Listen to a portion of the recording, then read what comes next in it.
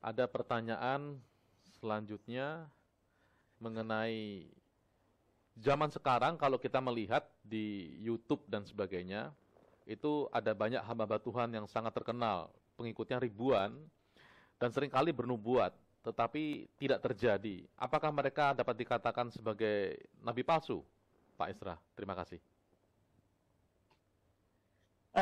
Kita lagi-lagi ya, kita memang harus bersandar atau balik pada Alkitab ya. Nah begini, kita memang bisa saja membuat sebuah prediksi-prediksi. Ya macam-macam ramalan orang, ada ramalan cuaca, ya kan? Ramalan kalau Portugal lawan Jerman, ya mana yang menang, atau lawan Prancis, atau siapa yang keluar sebagai ini Euro 2021, itu kan juga prediksi. Tapi pada waktu orang mengatakan sesuatu demi nama Tuhan, ini sudah bukan prediksi biasa, ya. Kalau ramalan cuaca bisa salah, ramalan pemenang Euro itu bisa salah, ya. Ramalan nasib bisa salah. Tapi kalau orang sudah mengatasnamakan Tuhan, lalu membuat sebuah ramalan, itu tidak boleh salah. Sampai salah atau meleset, itu sudah lebih dari cukup untuk mengatakan itu nabi palsu.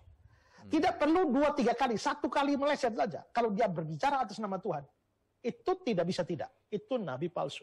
Ya. Nah, kita lihat di dalam Alkitab ya, Ulangan pasal 18.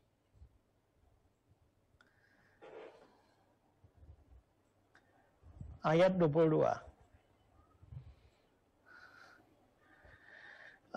Kita baca dari ayat ini ya, 20 ya. Tetapi seorang nabi yang terlalu berani mengucapkan demi namaku perkataan yang tidak kuperintahkan untuk dikatakan olehnya, dan berkata demi nama lain, nabi itu harus mati. Ini nabi palsu nih, makanya harus mati. Jikalau sekiranya kamu berkata dalam hatimu, bagaimana kami mengetahui perkataan yang tidak difirmankan Tuhan? Bagaimana tahu itu? Ciri nabi palsu ini, dan dia tidak menyampaikan firman Tuhan. Cirinya adalah apa? Ini, ayat 22. Apabila seorang nabi berkata demi nama Tuhan, dan perkataan itu tidak terjadi, dan tidak sampai, maka itulah perkataan yang tidak difirmankan Tuhan. Dengan terlalu berani nabi itu telah mengatakannya, maka jangan gentar kepadanya, bahkan harus mati. Jadi, kalau sampai ada orang ya mengatakan sesuatu, Tuhan berfirman kepadaku akan begini, ternyata meleset, itu tanda nabi palsu. Cukup 1 kali saja. Berarti kalau seperti itu, Pak Isra, identitasnya itu sudah bukan hamba Tuhan lagi, menjadi nabi palsu, ataukah itu sebuah kesalahan yang sebaiknya tidak diulang, atau seperti apa, Pak Isra? Orang ini ya, kalau menurut saya mestinya dia bukan hamba Tuhan. Di sisi lain, dia berkhotbah, dia juga Tuhan pakai untuk mempertobatkan orang, mengajar dan sebagainya. Bagaimana? Kalau kita lihat ya di dalam Matius pasal 7 ya ayat 15 tuh orang juga nabi palsu juga, mereka bisa bikin bernubuat demi namamu ya, membuat mujizat demi namamu dan sebagainya ya. Jadi orang ini, kalau saya beri contoh ya, kalau saya pernah dalam satu pelayanan harus naik kapal, lalu gelombang datang menghantam kapal itu hampir tenggelam. Lalu teringatlah saya, Yesus pernah meneduhkan badai, diam tenanglah. Lalu saya berdiri di pinggir kapal, angkat tangan, diam tenanglah. Ternyata gelombangnya tidak tenang-tenang juga. Terus, saya gagal. Ya, tapi kan saya tidak sedang mengatakan bahwa Tuhan yang suruh saya. Saya hanya melakukan suatu tindakan iman. Apakah iman saya kurang kuatkah? Ataukah memang bukan urusan iman, tapi Tuhan tidak mau karena Tuhan punya tujuan, itu lain cerita. Tapi kalau saya berani mengatakan demi nama Tuhan, seorang hamba Tuhan dia bisa bikin kesalahan, tapi sampai dia mau menipu dengan membawa nama Tuhan. Kok saya ragukan bahwa ini betul-betul hamba Tuhan ya? Ya, mungkin kesalahan lain ya, tapi kalau dia mau menipu umat dengan mengatakan ini firman Tuhan, kok menurut teks tadi itu adalah tanda bahwa seorang adalah nabi palsu. Baik. Ya. Ya.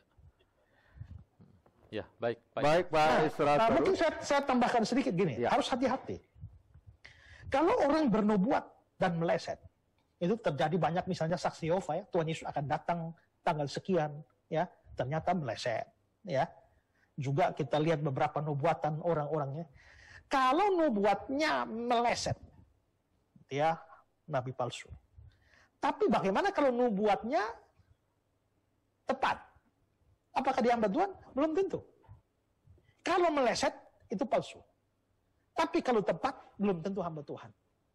Kenapa begitu? Karena ada kemungkinan nubuatnya benar, tapi ajarannya menyimpang.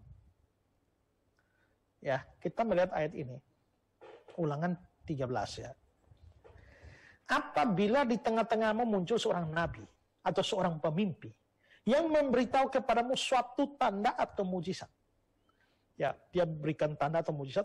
Apabila tanda dan mujizat yang dikatakan kepadamu itu terjadi. Berarti nggak meleset ini, terjadi.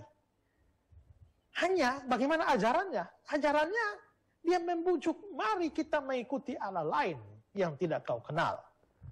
Maka janganlah engkau mendengar perkataan atau nabi pemimpi atau pemimpi itu. Berarti mujizatnya bisa benar, tapi ternyata ajarannya menyimpang.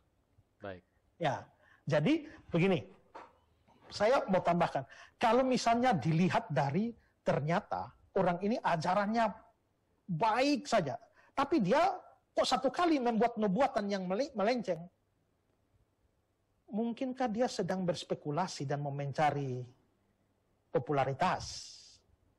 Kalau macam seperti itu, mungkin saya bisa mempertimbangkan bahwa ini sebenarnya ya hamba Tuhan benar, hanya mungkin lagi jatuh kepengen populer lalu bikin begitu. Tapi harus track record ajarannya benar.